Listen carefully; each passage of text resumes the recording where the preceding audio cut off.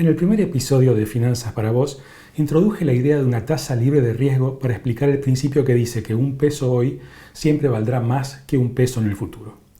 Y también dije que hay otro principio que dice que el riesgo y el rendimiento están correlacionados, de manera que una operación financiera con mayor nivel de riesgo siempre ofrecerá un rendimiento mayor que el que pueda ofrecer una opción más segura. Ahora bien, para entender la idea de que algo sea libre de riesgo, primero tenemos que entender qué se entiende por riesgo en el contexto del análisis financiero.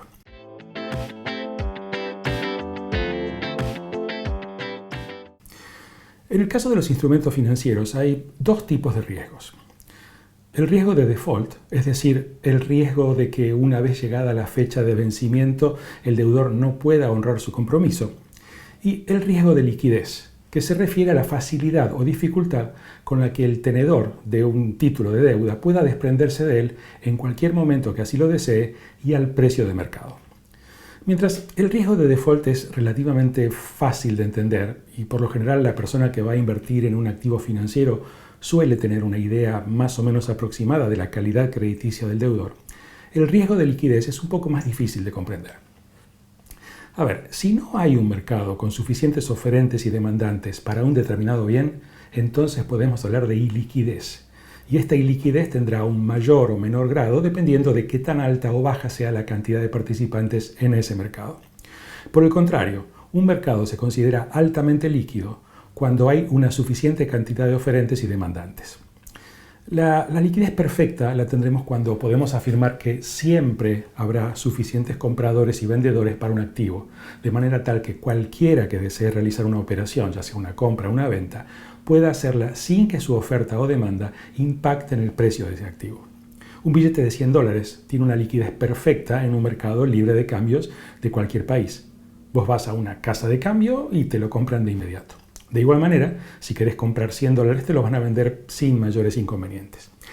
Pero si estás en Bolivia, por ejemplo, y querés vender 100 coronas noruegas, por ahí te encontrás con alguna dificultad para concretar esa venta y la casa de cambio probablemente te va a ofrecer también una cotización no muy buena, justamente por el riesgo de liquidez, porque la agencia seguramente va a tener que esperar un tiempo hasta que aparezca un interesado que quiera comprar esa misma divisa en esa misma cantidad.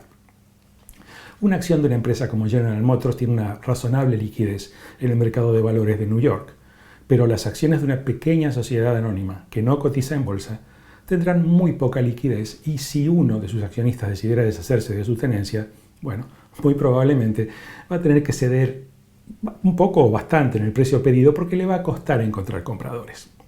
Algo parecido a lo de las coronas noruegas. Cuando en finanzas hablamos de un activo libre de riesgo, nos referimos a un activo financiero que no tiene ni riesgo de default ni riesgo de liquidez. Y cuando hablamos de una tasa libre de riesgo, nos estamos refiriendo al rendimiento que ofrece un activo financiero que no tiene ni riesgo de liquidez ni riesgo de default. Intuitivamente, aplicando el principio de las finanzas que mencionamos en el primer episodio de esta serie, es razonable suponer que esa tasa libre de riesgo va a ser muy baja si la comparamos con, por ejemplo, lo que paga un plazo fijo, una obligación negociable de una empresa o una inversión en cheques de terceros ofrecidos por una pequeña empresa local. Ahora, la pregunta es, ¿existe tal cosa como un activo financiero libre de riesgo? Bueno, en algunos mercados sí existe. Y en los que no existe, aún así, se puede calcular una tasa equivalente. Vamos al ejemplo más típico, el más sencillo de entender. En los Estados Unidos, el Tesoro suele emitir títulos de deuda a diferentes plazos y dependiendo de esos plazos se denominan o letras del Tesoro o que se llaman también Treasury Bills en inglés, notas del Tesoro o Treasury Notes, bonos del Tesoro o Treasury Bonds. Bueno, esos títulos de deuda son considerados como libres de riesgo, porque no existe posibilidad alguna de que el gobierno de los Estados Unidos no vaya a pagarlos. Es decir, no tienen riesgos de default. Y además, como se emiten en grandes cantidades, también tienen un mercado muy líquido, por lo que no tienen riesgo de liquidez. Si en cualquier momento queremos conocer cuál es la tasa libre de riesgo para operaciones en dólares a un cierto plazo, solo tenemos que ver cuál es la tasa de rendimiento de una letra, nota o bono del Tesoro americano a ese mismo plazo. Y si nos vamos a Europa, la tasa libre de riesgo va a ser la del rendimiento de los bonos del gobierno del país de que estemos hablando. En España se llaman obligaciones y bonos del gobierno, en Alemania, bueno, tendremos los bonos emitidos por ese gobierno, y en cada país europeo será similar. Y si venimos a un país de América Latina, por ejemplo, lo que generalmente se hace es tomar la tasa libre de riesgo americana a la cual se le suma el denominado riesgo país.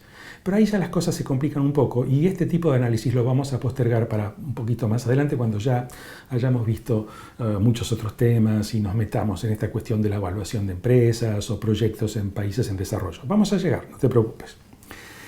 En cada mercado, la tasa libre de riesgo refleja una única cosa: la inflación estimada por el mercado para el plazo en consideración.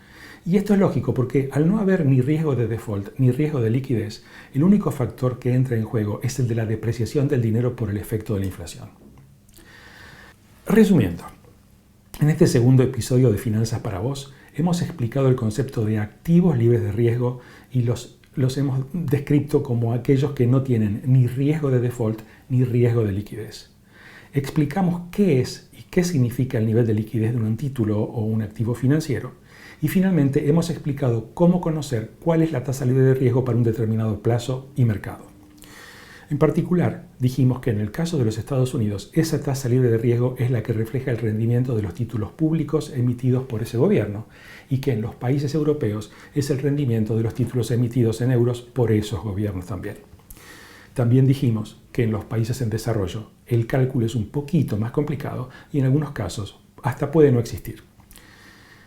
Bien, así llegamos al final de este segundo episodio de Finanzas para Vos. En el próximo episodio vamos a hablar de tasas de interés, diferentes tipos y cómo hacer sus cálculos.